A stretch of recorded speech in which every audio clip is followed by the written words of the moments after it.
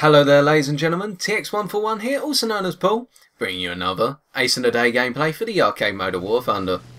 In today's instalment I shall be reviewing the Ki-61 Hei Hien. To give you a small historical overview on what is also known as the Ki-61 Mark 1C, the Ki-61 Hei was developed over the course of 1943.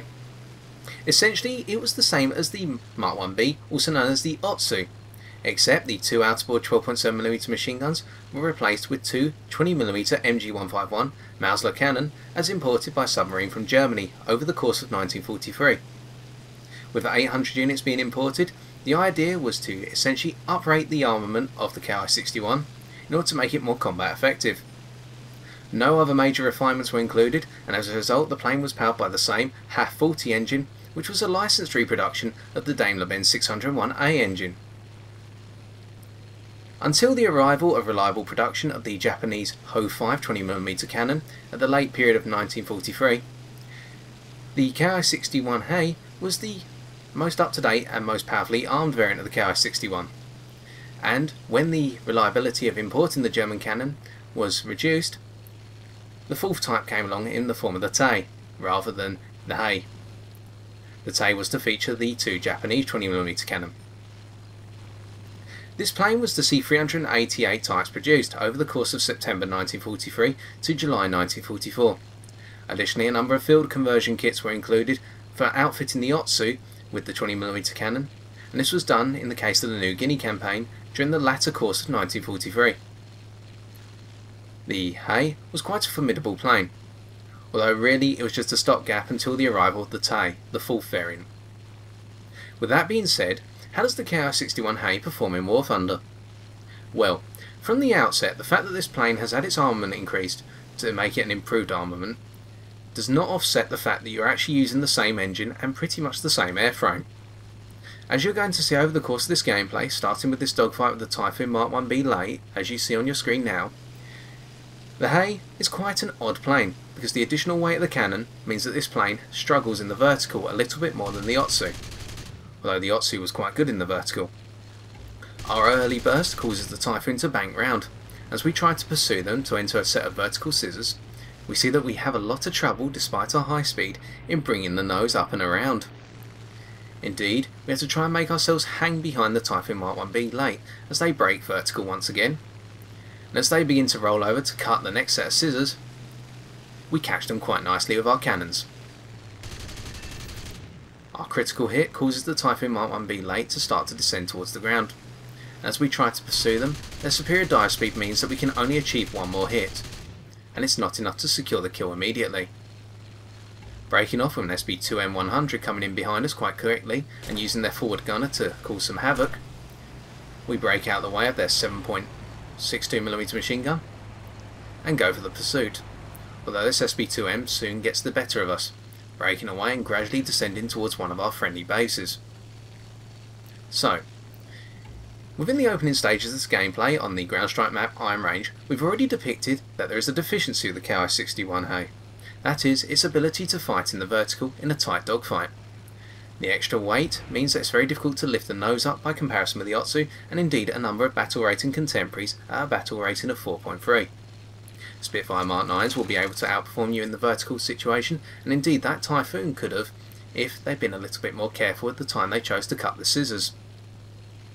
As a result, this means that the Ki-61 Hei is quite a sluggish plane for doing anything in the vertical, and climbing is quite difficult. By comparison with other battle rating contemporaries, you will be outclimbed by a number of your contemporaries will outclimb you, including but not limited to the Spitfire Mark 9, the F variant of course, the Messerschmitt 109F and G variants, the Yakovlev Yak 9s interestingly enough, and a number of other planes. As a result, you're going to have to be very sneaky in your approach to climbing, either climbing gradually and performing a series of high-speed loops in order to change direction and keep out of the fight, or breaking off to the side and climbing from there. We go head to head with a PBJ-1 who opens fire with their Browning machine guns quite early, and we dodge the most of their fire and then break away because a P-38G Lighter is coming after us. Indeed, we've kicked up quite a hornet's nest, with additionally this PBJ following us down. We use our wet and indeed our extra weight in the nose in order to make sure that our opponents cannot chase us as easily, and indeed this is one thing I'm grateful for, that extra weight, because it means you can pick up speed in a dive just a little bit more quickly. With our first kill obtained on that Typhoon finally, we notice that a P-400 Aerocobra is chasing after us. And while we are gaining the distance, they're gradually gaining on us now, due to the better power of their Allison engine. As a result, we're going to have to engage them very soon. And so I decide to use the rock faces in order to achieve this, especially with the PBJ having broken off.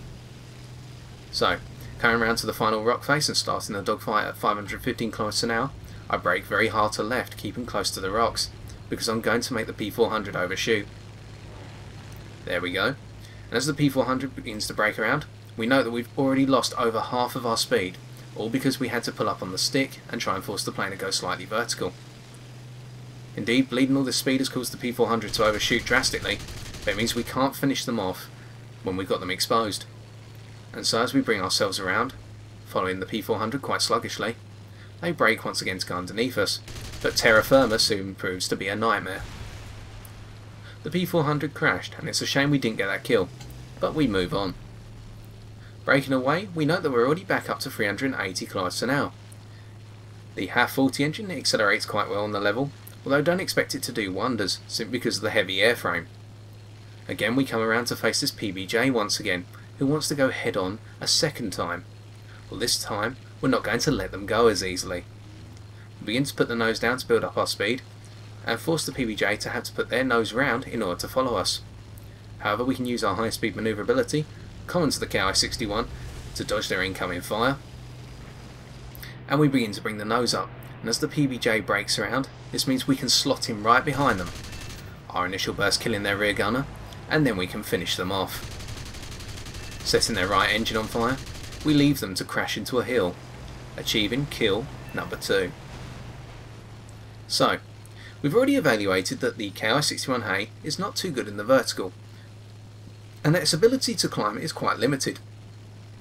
So as a result, this plane's not ideal for bomber hunting, especially with the arrival of bomber types such as the Yer-2. Indeed, the questionable durability of this plane, it's a rather weak plane, and the fact that incendiary rounds will normally set the wings on fire quite quickly or cause you to lose over half your fuel load in a very short space of time. This means that really the Ki-61 Hei acts as an upgraded dogfighter. This plane is very manoeuvrable at high speed as I've depicted so far, and really engaging at a speed of roughly 400 km an hour or more will prove quite effective. We couldn't quite get a nice hit off on that Typhoon, although they'll come back later. In the meantime, we have to contend with an F-4U-1D Corsair, who's using their superior speed on the level and in a dive to catch up to us. Although we're very quickly going to make use of our ability to bleed speed and be manoeuvrable even at low speed in order to cause them to overshoot. We bank to the left, causing them to miss, and as they break up, we catch them quite nicely. Setting them on fire and taking out the majority of their control surfaces, we just netted ourselves kill number 3. So as a result, what may be a vice, in terms of the heavy nose of the plane, is actually a virtue. And therefore we move on. We see an enemy Typhoon, the one from earlier, chasing a friendly P-47D Thunderbolt, and so we gradually creep our way over. And the Typhoon becomes aware of this, but all too late. We reiterate our point that we're quite a manoeuvrable plane. At speeds of 400 km an hour to 600 km an hour, or even up to 700 km an hour, this plane handles very nicely, is very responsive, and has a brilliant roll rate. At speeds of 300 km an hour or less, the manoeuvrability of the plane still exists, although it begins to become less and less at lower and lower speed. Taking out the Typhoon in order to achieve kill number 4 as they break away a little bit too late, we note that the additional armament is what makes this plane interesting. The two 20mm Mauser cannon work very well at Convergence, and the setup we're using as we go for our 5th kill on this Yak 3 that's trying to escape a furball is as follows. We use an air target ammunition in both the machine guns and the 20mm cannon. The idea of using air target ammunition is because the machine guns have a large number of incendiary rounds, and the cannon have a large number of mining good shots high explosive incendiary rounds, meaning that we'll do the maximum possible damage to an air target, or set them on fire as quickly as possible. We are using a convergence of 300 meters, simply because at larger ranges the cannons are very hard to get onto target, and the 12.7s do not make up for this deficit.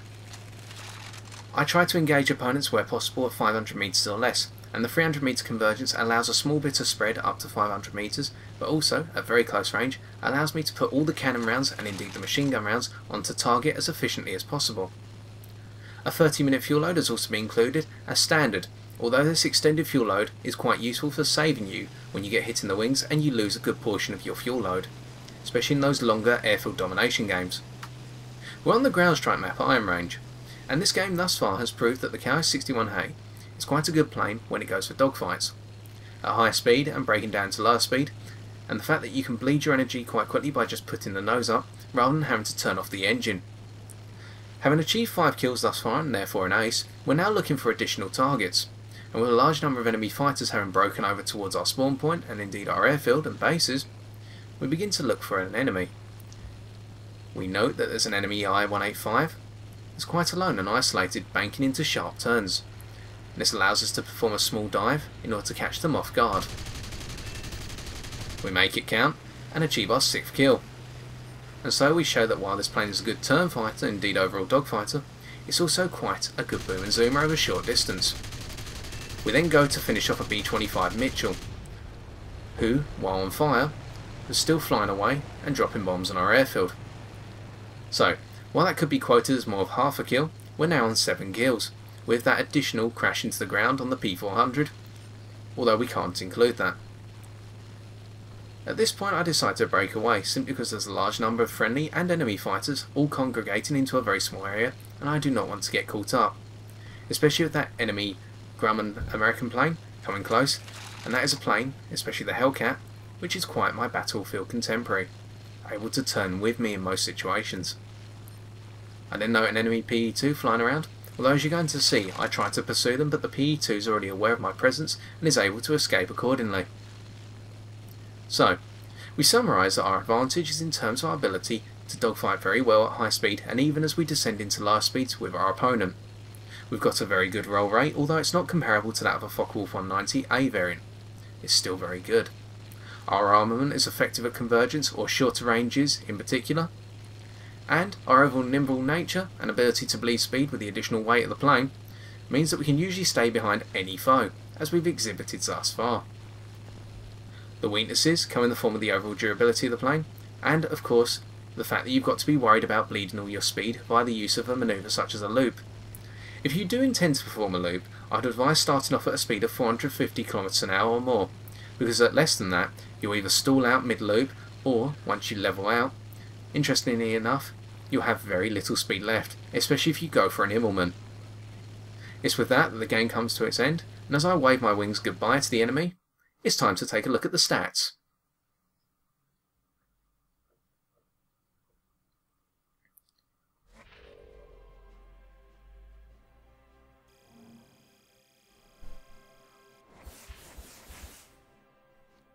So, upon reflection we see that our 7 kills netted us 17,386 silver lines.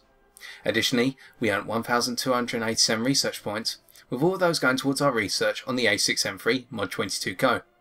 We conclude this review of the Ki-61 Hei Hien by noting that it is really an upgraded Otsu. By switching out the 2 wing-mounted 12.7mm machine guns for 20mm cannons, it makes this plane more lethal, whilst not compromising any of the traits that the plane already has, other than its ability to climb well. The additional weight of those cannons means that this plane will struggle to climb by comparison with battle-rating contemporaries such as the Messerschmitt 109 F4 and Spitfire F Mark 9. As a result, this means that you have to force your opponents to engage you in energetic turn fights. Indeed, your overall manoeuvrability optimises at about 400 km an hour, and you can extend this to 700 km an hour, although never be afraid to go down to 300 simply because your manoeuvrability stays with you. This does not pertain to a single region. Your elevators, your aileron and your rudder all respond very well. However, be aware of your durability, it's not great, and you're likely to catch fire if hit by an incendiary round, meaning that this plane is not intended for bombers, But when necessary, you can take out planes such as the PBJ at close range and kill off their gunners quite effectively with your cannons. Moreover, do not be afraid to use a little bit of boom and zoom where necessary because of that extra weight as depicted in this gameplay, although most of the kills we obtained were through manoeuvrability and turn fighting. We can see by comparison with the rest of our teammates, we came 4th, with our 7 kills contributing to a very tough game, especially seeing as most of those kills to begin with were in one-on-one situations. So, if you're looking for a variant of the Ki-61, which is a good turn fighter but can also act as an energy fighter from time to time in a lower altitude range of 2,000 to 4,000 metres, then the Hei is the variant for you. And so I've been TX141. If you've enjoyed this video, why not leave a like, comment or subscribe for future War Thunder videos on my channel. Until next time, ladies and gentlemen, take care and good luck in the skies!